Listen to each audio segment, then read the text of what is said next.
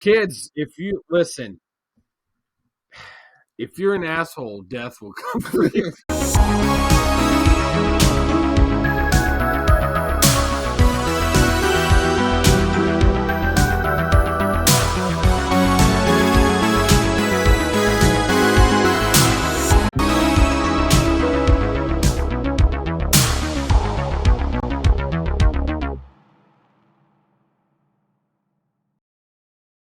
So this chick is plagued by violent and reoccurring nightmares. Here we go. Yes. It's review time. We're here to talk about a new movie that we just saw. Yeah. Final Destination 6. Yes. Or Bloodlines. Bloodlines. Number 6. We're on number 6. Holy 6. Shit. There's been 6 of them. Holy fucking shit, man. 6 Final Destinations. Yes. 6. That's 6 movies of watching people die in the most interesting and ridiculous ways possible. Yeah. And let me tell you, Bloodlines, it delivers. It does not disappoint. Yeah. So let's review. Let's go back to the beginning. Final Destination, the OG. The OG was a good movie. I enjoyed it. I love it. I still love it. Me too. I mean, it kicked off a massive franchise. It was a new idea. It was unique. Yep. Final Destination 2, I think, is probably my favorite of the franchise. I think mine too. And I mean, let's be honest. I think that opening is everybody's favorite. Yeah, and Bloodlines. They kind of little homage. A lot. I think. Yeah. And also, Final Destination 2 single-handedly is the reason that nobody will drive behind logging trucks ever. And has not and will not. To this day. Yeah. And then there was, I don't know, Final Destination 3. I think that was like the race car or... I just don't... No, that one was the amusement park one. Okay, yeah. It was okay. It was okay, I suppose, but, you know... My phone... Didn't blow my skirt off, that's for sure. Which is weird because James Wong came back to direct that one, but I just had this. What would a James Bong movie be? James Bong. I don't know, something about a high secret agent. Yeah, instead of saying "shaken not stirred," what would he say? Rolled not packed. Rolled not packed. Yeah, there you go. Yeah, rolled not packed. I don't know. We're going way up. Yeah, we are. Final Destination 4 or the Final Destination. That's the race car one, and then they end up in like a mall. That one sucked. But number 5. Number 5 was cool. I like number 5. Number 5 was solid, but I think number 5 really surprised everybody because at the end they wrapped everything up, and we go back to the beginning. We go back to the very beginning. They end up being on flight 108 or something. But it's not the very beginning. It's not the very beginning because we get Bloodlines. Which is, if you couldn't tell from the title, gives a whole new aspect, and it takes us back in time and gives us a reasoning as to what and why everything is going on. Yeah. So, when I saw the trailer, and I'm like, Bloodlines. So it's like death is going after families. How's that work? How does that fucking work? I don't know. I mean, just fucking answer me that. How does it fucking work? It's just someone tell me. Yeah. And so in my head, I'm like, this is gonna suck. Yeah. It doesn't. It works well. No, it works so fucking good. Really well. Better than expected. I knew it was going to be somewhat enjoyable because, again, it's always fun to watch people die in fun new ways, and there's bound to be a couple cool sequences. The opening is always big, Cool. A couple. Cool. There was more than a couple in this film. This one was chock full of them. I mean, we were laughing. We were laughing through this whole movie. Yeah. And the auditorium wasn't packed. No, but well, there was quite a few people. At least there were some people there. Yeah, we were the only ones laughing at every at freaking every death kill scene. scene. Oh my god! I think I'm seeing a theme here. I'm seeing a constant that we've been going over. I think every movie we've seen this year so far, we ask ourselves, why are we the only ones laughing every time somebody dies? Yeah, except for the last movie we saw. Because we were the only two people in the theater. We were the only two people. So nobody what movie was that? Nobody heard us laugh at that. It was, I mean, I heard you laugh. Well, yeah. You heard me laugh. Yeah, that was our last review. Yeah. It was so much fun. And the comedic elements, not only do we just laugh when people die in movies, outside of that aspect, there was some well-timed and well-written lines and comedy in the movie that went really well. Yes, it was almost like I wrote them. Almost, but not that good. But they're pretty. Yeah, they're not. They're pretty good. They were pretty good, but not as good as I would have wrote. So anyway, not everything can be that amazing. Right. Not everybody can be as amazing as me. There you have it, folks. Yeah. There you have it. There you go. Yeah. We talked about all the Final Destinations. Bloodlines, I think this was an opportunity to rejuvenate the franchise a bit. Right. And it acts as a palate cleanser, and we talked about this because I think they can return to maybe a more formulaic type of Final Destination like we've seen beforehand. And if done solid, it's not going to hurt the franchise because we had this as kind of a standout. And as you mentioned, didn't necessarily break the mold per se, but it definitely cracked it, I think. And you know what the best moment of this film was? It's like when everything's quiet and then all of a sudden somebody texts me. Oh. And we hear this. There was an American Werewolf. Yeah. And I'm like, oh shit, I forgot to turn my ringer off. And it's like perfect timing. Yeah. So let's talk. I want to talk about effects. We're not going to get spoiler. Right. Spoiler. But spoilery. But we have to tell our favorite death scene. Okay. Yeah. Without too much. Without giving too much away. Yeah. Okay. Yeah. I'm down with that. Yeah. Okay. So effects. I'm sure a large portion of them were CGI. Oh yeah. And you might have been some practical CGI enhancement. Yeah. But it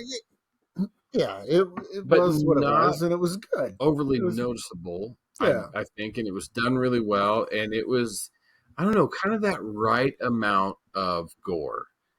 Oh yeah. To where it wasn't like just blasting you in the face nonstop. Why do I say these things? Because I mean, the better question is why do one of us laugh at it, and that's because we're absolute children. Well, when you said getting blasted in the face, like that happens in this film. Yeah, I think it happens in every Final Destination. Yeah, but yeah. Anyway, more about blasting in the face later. I lost my train of thought. What surprised you? Well, there may or may not have been a child obliterated in this film. Yep. Yeah. Wait, are you talking about the one at the penny? He was a fucking asshole. He was an asshole. He was an asshole. He was a total asshole. Kids, if you listen, if you're an asshole, death will come for you. Yeah, that's So, but let's take a moment in silence to remember Tony Todd. Mm-hmm.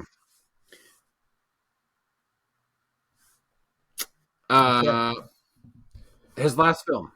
Yeah. His last film. It's bittersweet because it's such a joy to see him on screen. Yeah. No matter what, his voice alone is, I think, just soothing and ethereal to any horror fan. Yeah. I mean, we've been in love with Tony Todd for ages now. Yes.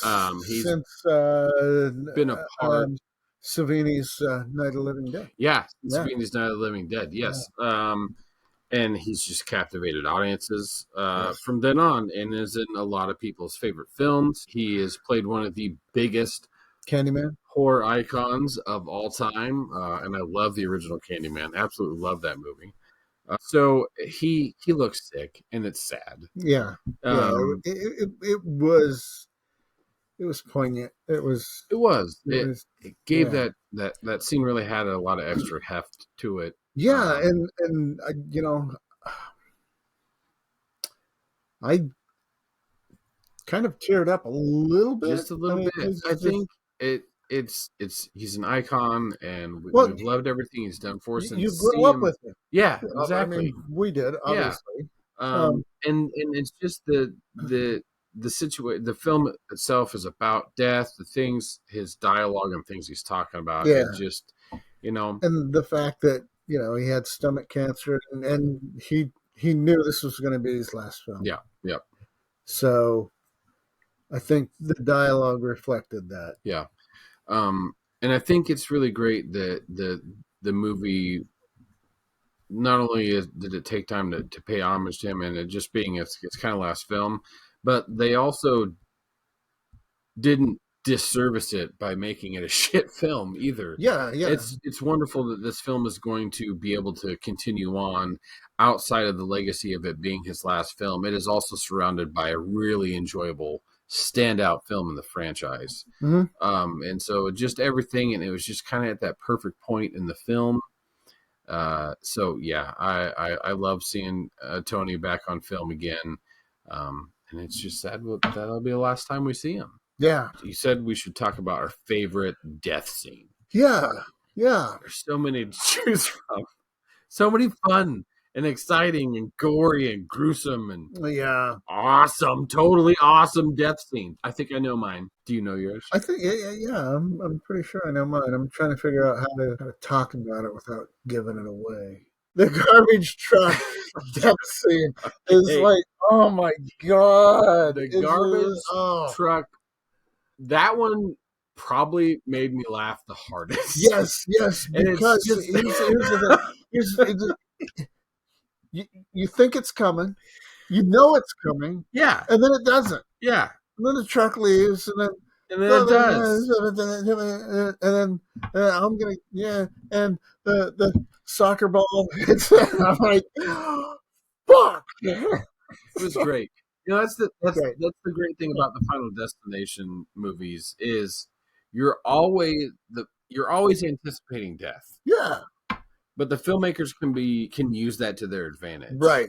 And so know it's coming. Yeah. And even if they psych you out, there's a very short rebound period where they're going to either psych you out again or it's going to come, and so you're waiting for it. But if you just deliver it well, they executed it. Oh yeah, perfectly. And I mean, there was something wrong with our audience. They were a bunch of fucking psychos or something. I heard a couple of them laugh. A couple of them laughed? Yeah, okay. Yeah, I didn't. Yeah, I did. Okay. My favorite death involved an MRI machine. That was my favorite one. Oh. It was just so intense. Yeah, and fucking brutal. And it's so intense because I've had an MRI, you've had an MRI, and it's fucking intense. It is intense, and it's brutal, and it's gory, and it's unique. It's unique. It's not what you expect. No, it's not. Well, because here's the thing. When you have an MRI done, you cannot have any metal on you at all. Yeah. If you have an earring in, it'll pull that earring. Yeah. That scene, totally awesome. Yeah. Loved it. One of the first things that you see in like the trailer or what they put out for this film to generate interest is the tattoo artist. Okay. Oh, yeah. That is not what you think. No. I'm just going to say that. I'm like, Holy fucking shit! Yeah, yeah. That was like one. That was fucking awesome. Yeah, it was. Yeah, and I'm not gonna. Yeah. Quick note on that. Did you know, we've seen him in some stuff recently, but did you know that actor that plays that character? What was he in Trick or Treat or some damn shit? Actually, no way. Yeah, should you not? He was, yeah, okay. The kid that had the vampire mask on. Oh yeah, on the bus. That kid from Trick or Treat. That's him. Really? Yeah. Yeah. No. Yeah. No way. It's true. It's true. It's true. It's true. Look it up. Look it up. Look it up. I'll tell you. While you're verifying, opening sequence. We all know what it is. You've seen it in the trailers. Everybody knows what that opening sequence is. Okay. Fuck me, because I am not good with heights. Oh, right. Me neither. Oh yeah. Me no like you. Cast. If you have a problem with heights, that scene is intense and awesome, and it gave me a lot of anxiety. So yeah, fair warning, but also enjoy the ride, because I mean that's why we enjoy horror movies in the first place. That's at a base level. The reason everybody enjoys horror is because we look for that. We look for that high. Holy fucking shit! See, I told you. Richard Harmon. See, right there. That's wow. Okay. He was in Child's Play too. Yeah, yeah. He was in a really good movie last year called Low Lives, which was a Tubi original, but damn good. Go check it out. There you go. Free movie pick for you there. But go see Final Destination. Bloodlines. Go see it in the theater. Yes. It's a blast. Here's the other thing. Talking about the opening scene. Yeah. That was probably, I mean, you have the opening scene in the first one and the second one. Yeah. Okay. Yeah. Yeah. This one is probably my third favorite. Maybe second favorite. I mean, it was just. It was pretty damn good. It was pretty good. It might be pushing. It might be pushing the number one spot. I don't know. Here's what I'll say. Number two. It's hard to. Number two is my favorite. Not only opening sequence, because I think that's everybody's favorite opening sequence, but it's my favorite film in the franchise. Easily. Can we rank them real quick? I'll tell you. For me, it goes Final Destination 2, Final Destination, the first one, and then Bloodlines. 2, the first one, Bloodlines. Yep. 2, 1, Bloodlines. Right. Then 5, and then the Final Destination, Final Destination 3. Those equally, I'm just not a big fan of. Let's see. Gosh darn. If I were to, I really like 2. I'm with you on 2. I like 1 because it's kicked off this whole thing. Really dig 5. 5's good.